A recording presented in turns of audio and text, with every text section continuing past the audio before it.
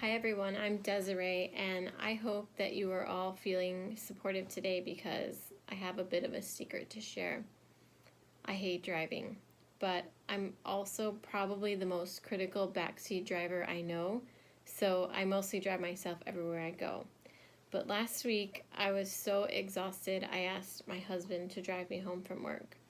So when we got to our subdivision, which winds around for about a half a mile, I noticed my husband was driving about 10 miles over the speed limit.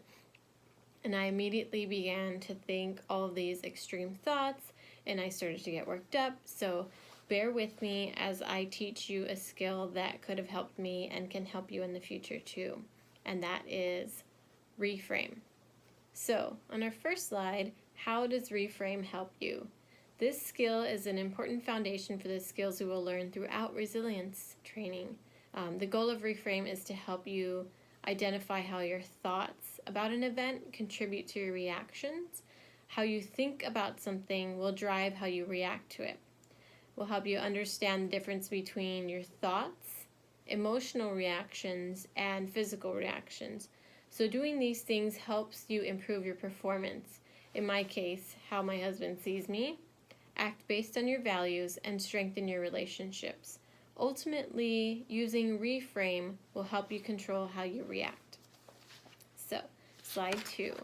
The myth about an event and a reaction. People often think that if something happens to them, an event, they have an automatic physical or emotional reaction. An emotional reaction is how you feel about the event, and a physical reaction is how you act, or a physiological reaction. For example, if someone bumps your hand when you are holding a drink, you may have an immediate reaction, an emotional reaction of annoyance or anger, or you might have a physical reaction, glaring at the person or even shoving them.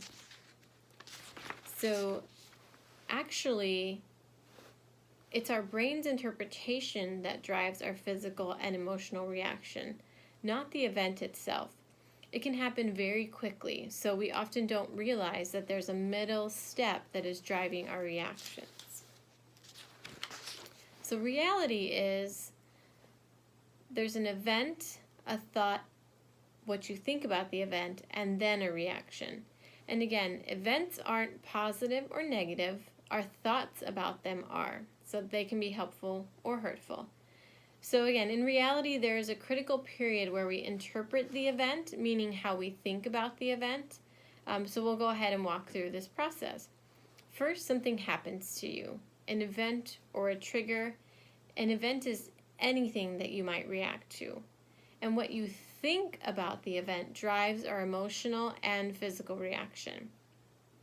What we feel and what we do, not the event itself. And again, an event isn't positive or negative. It's how you think about the event that makes it positive or negative. For example, some events may be positive to one person, like having a baby, getting a job, buying a new house, and all those things might be negative to another person. So the bottom line is that we don't automatically react. Instead, we react based on how we think about the event. So we can choose what those thoughts are that we react to. And because we don't usually think about our reactions, let's spend some time thinking about physical reactions and behaviors. So an example, a driver cuts you off on the way to work. We'll work through this example of the event, thought, reaction chain. And again, let's just start with the event. A driver cuts you off on your way to work. Not negative, not positive, just an event. You want to be sure that we describe the event in an unbiased way so that we don't flavor the event with thoughts. Like, for example, that jerk cut me off. You are including the thought that the driver is a jerk. So know that there are multiple thoughts someone could have about this event. You could have the thought that the guy is crazy and I can't believe he did that, he's not being safe. And other people might have thoughts or interpretations about the same event. The guy must be drunk, something must have made him swerve in the road, he might be ill. So let's build on that and continue through the chain. What might you think about the event? how could you interpret what happened?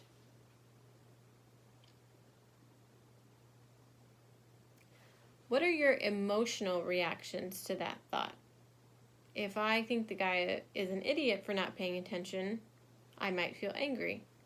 What other thoughts might you have? What might your physical reaction be? You might start tailgating him or do something that might be threatening. Again, what are the physical reactions that you could have to this event?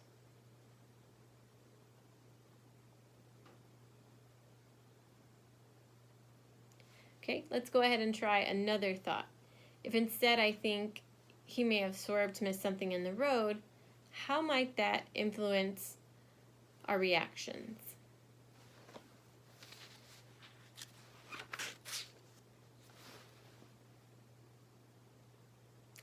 So we have an activity. We'll go ahead and work in a small group to categorize the cards in the activity.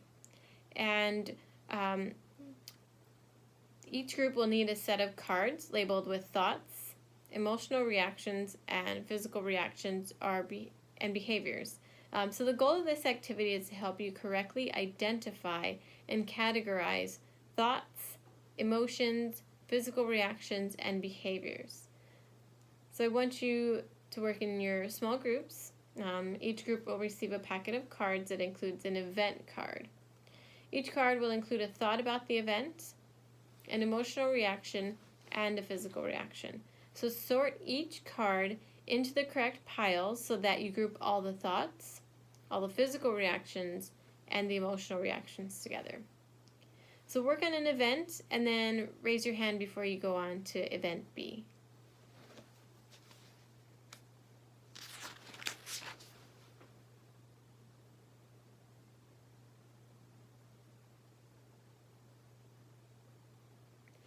Now that we're all done, were there any cards that were particularly challenging to categorize? And can you tell us why? Note that there are multiple thoughts someone could have about an event. Each thought might drive a different emotional or physical reaction. And different people can have different thoughts about the same event. So I want to go back to my first example before we go on to the next activity. And I'll tell you that I started to feel very angry. I got snippy with my daughter and I was cranky towards my husband as he tried to converse with me after this event. So let's go ahead and look at and evaluate whether our thoughts are helpful or harmful. Okay, some questions you might want to ask yourself as you're going through this, and perhaps I might have wanted to ask myself, do our reactions interfere with our mission? And again, this mission can be a personal mission or a professional mission. Does our reaction reflect our values and what we want to be known for? Does our reaction hurt our relationships? As we've discussed, how we think about an event can lead to different reactions. So some are productive and some are not productive. And to perform optimally, the goal is to reframe our thoughts so that we can better control how we react to something. And how can we interpret a situation in a way that optimizes our performance, reflects our values, or strengthens our relationship? Okay. So we'll want to go to the activity here. And step 1, select an event in your life that you felt you didn't handle as effectively as you could have. Okay, you want to remember to be specific and objective and select only one event. So be brief, just 1 to 3 sentences. Mine was, my husband is driving over the speed limit in our neighborhood. Very concise. Step 2, record your uncensored thoughts about the event and your reactions to those thoughts, both physical and emotional. Be sure to focus on what you were thinking or could have thought at the time of the event. Again, don't censor them. Some examples for myself: thoughts about the event, he is a bad driver. Emotional reactions were anger. Physical reactions were that my heart was racing and I was cranky. Another example for you is, he doesn't take safety seriously. That is what I was thinking in my head. So my emotional reaction was being frustrated, screaming at him in my head, and my physical reactions were, and we talked about how they could be physiological as well, I was feeling a little bit sick to my stomach. So in step 3, it says, did your emotional or physical reactions interfere with your performance, goals, or values?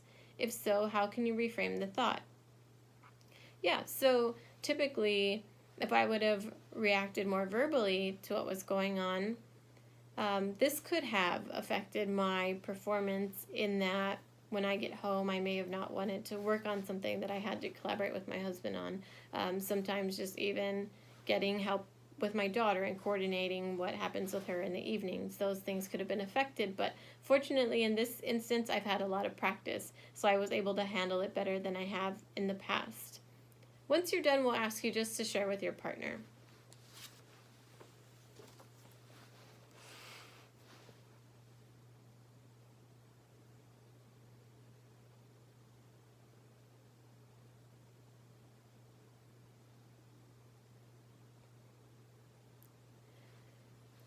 So when do we want to use reframe, right? It's the skill that we're learning to help us understand why we reacted in a certain way, when the reaction was not helpful, and it also helps us to get in that moment and slow down.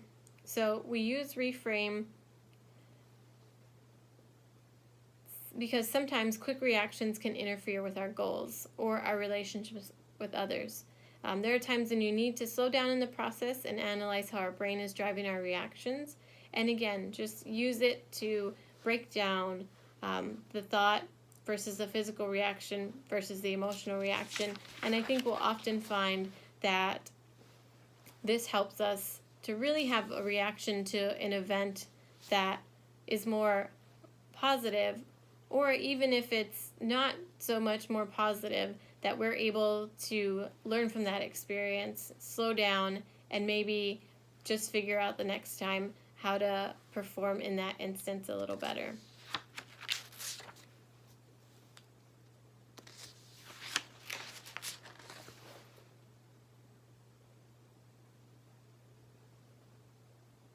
So just a couple of questions before we let you go here in reframe. What has been helpful in this section and in this skill? What has been challenging about learning about this skill?